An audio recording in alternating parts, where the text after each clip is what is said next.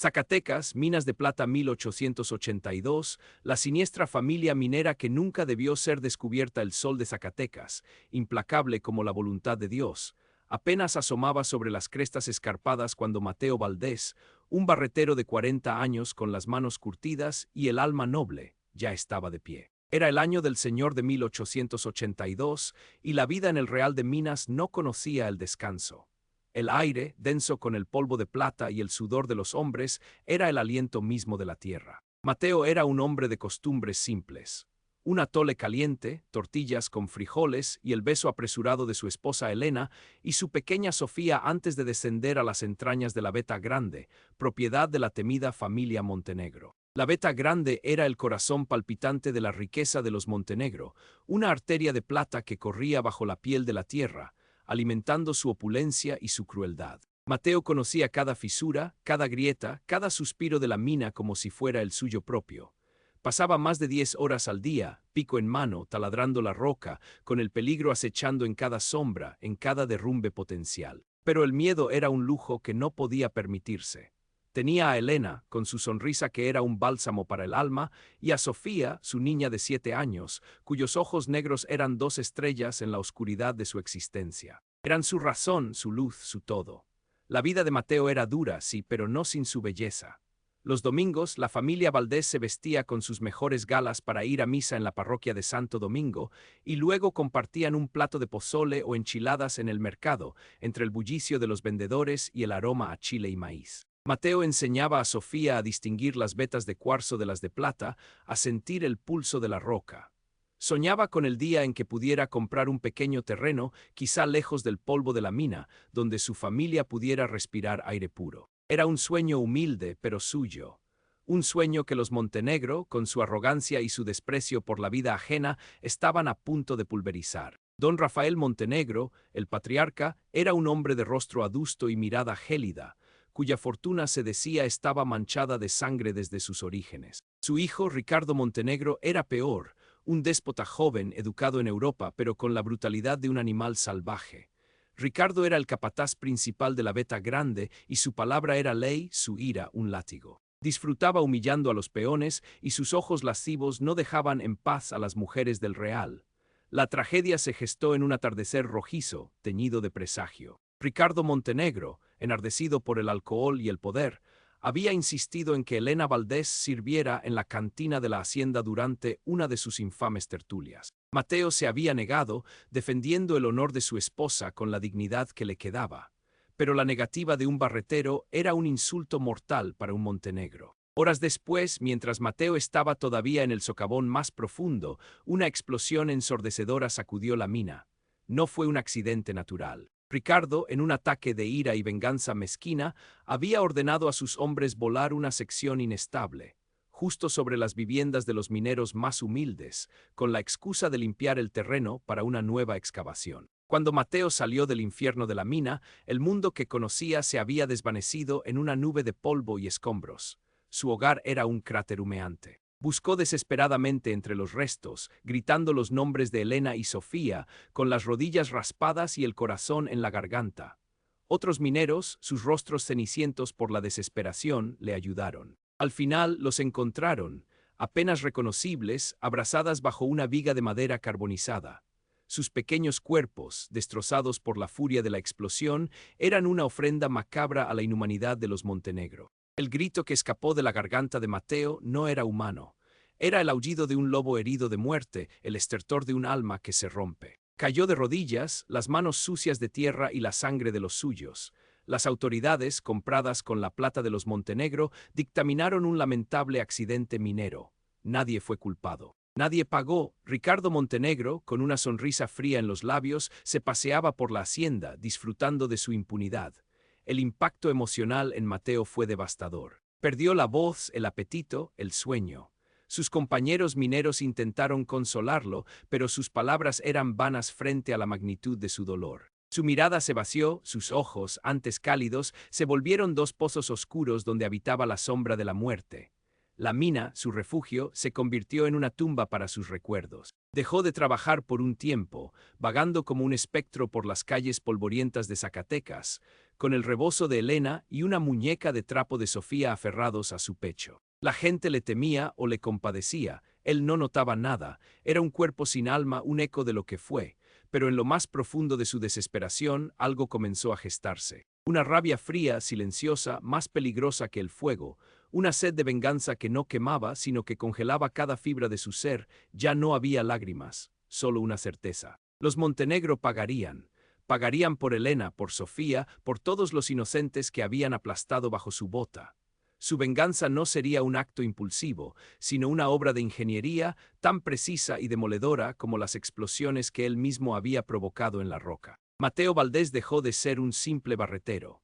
Se convirtió en una sombra, un observador, un fantasma que se movía por las grietas de la sociedad minera. Su rostro demacrado y sus ojos hundidos ahora ocultaban una mente que trabajaba sin descanso. Dejó de beber pulque, dejó de maldecir, se hizo silencioso, casi invisible. La gente lo llamaba el fantasma de la Beta y el apodo le calzó a la perfección. Su primera tarea fue recabar información. Mateo había escuchado historias de los viejos, historias de cómo los Montenegro habían adquirido la Beta Grande hacía décadas, no por compra honesta, sino a través de un crimen atroz. Se decía que la Beta había pertenecido originalmente a la familia Romero, humildes gambusinos que habían dado con la Beta más rica de plata, la Beta de la sangre, y se habían negado a venderla al precio irrisorio que ofrecían los Montenegro. Una noche, los Romero, incluidos niños pequeños, desaparecieron sin dejar rastro. El relato oficial fue que se habían marchado a buscar fortuna a otro lado. Pero el murmullo popular, ahogado por el miedo, decía otra cosa, que sus cuerpos estaban enterrados en las profundidades de la misma mina, como una macabra ofrenda a la sed de plata de los Montenegro. Mateo sabía de un viejo socavón, casi olvidado, al que los Montenegro rara vez bajaban. Un lugar peligroso, propenso a derrumbes, que él había explorado en sus días de barretero, intrigado por ciertas formaciones geológicas inusuales. Sospechaba que allí, en el corazón de la tierra, podría haber una verdad más profunda. Durante meses, Mateo trabajó en turnos nocturnos, adentrándose furtivamente en esos pasadizos prohibidos, con una lámpara de carburo y la imagen de Elena y Sofía guiándolo. Sus manos, que antes picaban la plata, ahora escarbaban en busca de la verdad. Era un trabajo lento, peligroso, casi demencial. Los túneles eran inestables, el aire escaso. Pero el dolor le daba fuerzas. Una noche, en una pequeña cámara oculta por una pared falsa de roca y madera podrida, Mateo encontró lo que buscaba. No eran huesos al principio, sino objetos corroídos por el tiempo. Un viejo crucifijo de plata, una pequeña muñeca de madera tallada a mano y una hebilla de cinturón con unas iniciales grabadas. Gr. Gaspar Romero. Debajo, en la tierra movediza, los restos óseos de varios individuos pequeños y grandes. La evidencia del crimen atroz de los Montenegro. La Beta de la sangre era, literalmente, una tumba. La siguiente fase fue sembrar la discordia. Mateo había observado las debilidades de la familia. Don Rafael era un tirano, pero ciego de orgullo y codicia. Ricardo, un bebedor, un jugador y un derrochador, además de cruel. Mateo sabía que Ricardo malversaba fondos de la mina, desviando plata para sus vicios. Mateo, con caligrafía alterada y usando papel anónimo de baja calidad, comenzó a enviar notas a don Rafael, con información precisa sobre los desfalcos de Ricardo. Pequeños al principio, luego más grandes. El embarque de la semana pasada, patrón, tenía menos quintales de los que marcó Ricardo. Pregúntele al encargado del molino. Ricardo ha estado jugando en la casa de don Anselmo y perdiendo fortunas. Dicen que con la plata de la mina. Las notas, entregadas por mensajeros anónimos y sin rostro, empezaron a corroer la confianza entre padre e hijo. Don Rafael, con su carácter paranoico, comenzó a desconfiar de Ricardo, a auditar las cuentas, a reprenderlo públicamente. Las peleas entre ellos eran cada vez más frecuentes, más violentas. Los muros de la hacienda a la sombra retumbaban con sus gritos.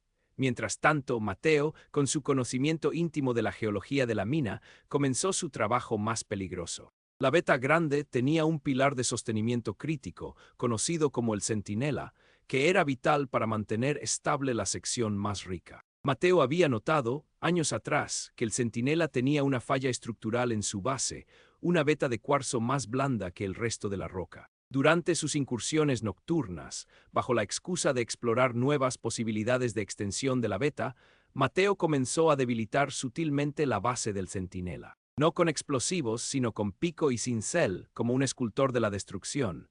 Era un trabajo minucioso, lento, que requería una precisión quirúrgica. Un poco cada noche, asegurándose de que los cambios fueran imperceptibles a la vista inexperta. Quería que el derrumbe fuera natural, un accidente. La jugada final requería de un cómplice indirecto. La propia burocracia.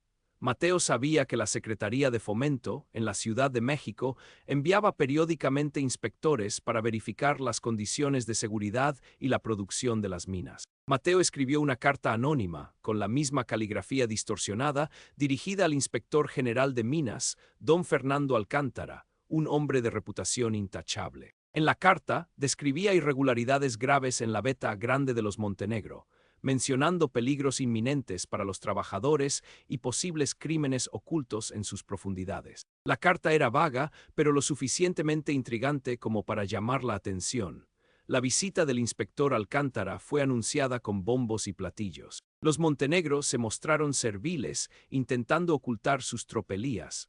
Don Rafael ordenó a Ricardo que lo acompañara en la inspección de la veta grande. Mateo, en su papel de barretero, fue elegido para guiar al inspector y a Ricardo a través de las entrañas de la mina, dada su experiencia inigualable. Era su momento. Guió al grupo por los túneles principales, mostrando las mejoras superficiales que los Montenegro habían hecho. Ricardo, altivo y aburrido, solo pensaba en volver a la superficie. Entonces Mateo, con voz tranquila, sugirió: «Señor inspector, para una evaluación completa de la seguridad, es crucial revisar la zona del centinela. Es el punto neurálgico de esta sección y hemos notado movimientos extraños últimamente». Don Rafael frunció el ceño, pero no pudo oponerse. La seguridad era primordial para la imagen.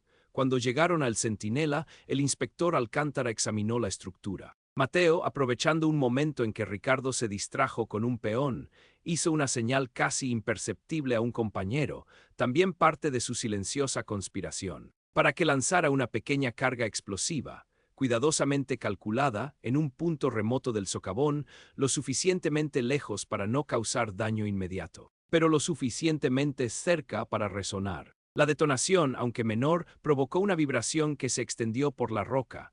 Un crujido espantoso surgió de las profundidades. El centinela, ya debilitado por Mateo, cedió. No colapsó por completo, pero una sección masiva de la veta comenzó a desprenderse. «Derrumbe. Corran», gritó Mateo, empujando al inspector y a otros mineros hacia un refugio seguro. Ricardo, paralizado por el pánico, se quedó atrás, gritando órdenes sin sentido. Parte de la veta principal se desmoronó, sepultando maquinaria y bloqueando un pasadizo importante.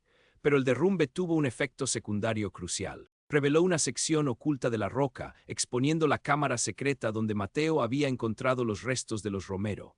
«Miren, ¿qué es eso?», exclamó el inspector Alcántara, señalando la abertura revelada por el derrumbe. Mateo, con una expresión de horror simulado, se acercó. Parece un viejo socavón, señor. Uno que los Montenegro habían sellado hace años. Juntos, con la ayuda de otros mineros, lograron acceder a la cámara. Y allí estaban los restos óseos, el crucifijo de plata, la muñeca de madera, la hebilla de Gaspar Romero, la evidencia innegable de un crimen oculto por décadas. La noticia corrió como pólvora. El inspector Alcántara, horrorizado, ordenó el cierre inmediato de la veta grande y comenzó una investigación exhaustiva. Los periódicos de Zacatecas, que antes habían temido a los Montenegro, ahora publicaban titulares escandalosos. «Los crímenes de la veta de la sangre, la fortuna Montenegro, cimentada en huesos». Don Rafael Montenegro, su imperio en ruinas y su reputación hecha añicos, cayó en una locura furiosa. Las acusaciones de desfalco contra Ricardo, sumadas a la revelación del antiguo asesinato, lo volvieron inestable. Se encerró en la hacienda, gritando a las paredes, maldiciendo a su hijo por su ineptitud y su codicia, que según él, habían traído esta desgracia. La paranoia lo carcomió, creyendo que cada sombra era un espectro de los Romero o de Elena y Sofía. Acabó sus días encadenado en un ala del hospicio, un espectro de lo que fue, balbuceando incoherencias y rogando perdón a fantasmas invisibles. Ricardo Montenegro, al verse acorralado por la justicia y el desprecio público, intentó huir. Montó a caballo en plena noche, con una bolsa de oro y la esperanza de cruzar la frontera. Pero su suerte se había agotado. Los mineros del Real, hartos de su tiranía y con el recuerdo fresco de las vidas que había destrozado, lo esperaban en un paso estrecho del camino. No hubo juicio, no hubo piedad. Las vidas que él había considerado insignificantes se alzaron como un torbellino de justicia popular. Su cuerpo, brutalmente desfigurado, fue encontrado al amanecer, una lección sangrienta de que incluso el más poderoso puede caer ante la furia de los oprimidos. Mateo Valdés, el barretero silencioso, había completado su venganza. No con un acto de violencia ciega, sino con la fría inteligencia de quien conoce la tierra y el corazón de los hombres. Observó desde la distancia la caída de los Montenegro, una satisfacción oscura y helada anidando en su pecho.